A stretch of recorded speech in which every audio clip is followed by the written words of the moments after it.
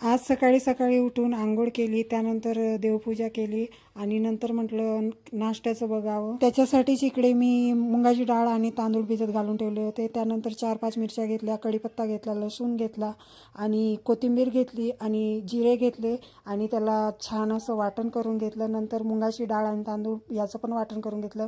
नंतर त्यामध्ये मिरचीचं पेस्ट, हळद आणि मीठ आणि ओवा टाकून घेतला। त्यानंतर त्यामध्ये 1 चम्मच बेसन पीठ आणि 3-4 चम्मच कणिक टाकून घेतली आणि वरून कोथिंबीर टाकून ते चांगलं मिक्स करून घेतलं। मिक्स करताना सगळं असं व्यवस्थित मिक्स करायचं आणि त्यानंतर थोडंसं पाणी टाकायचं। बॅटर जास्त पातळ किंवा घट्ट पण ठेवायचं नाही। इकडे बॅटर तयार झालेलं आहे। त्यानंतर आपण इकडे तव्याला तेल लावून घ्यायचं आहे, पूर्णच तव्याला तेल लावून घ्यायचं आहे। त्यानंतर हे असे छोटे छोटे पॅनकेक याचे टाकायचे आहेत। त्यानंतर वरून थोडं तेल टाकायचं आणि नंतर थोडा वेळ शिजू द्यायचं। शिजल्यानंतर ते पलटी करून घ्यायचं, अलटी पलटी करून त्यांना चांगलं असं खुसखुशीत भाजून घ्यायचं। भाजल्यानंतर त्यांना अजून थोडं चांगलं भाजायचं ब्राऊन होईपर्यंत।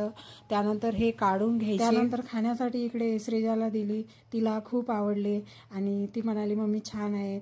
त्यानंतर मी पण खाऊन बघितले, मला पण खूप आवडले।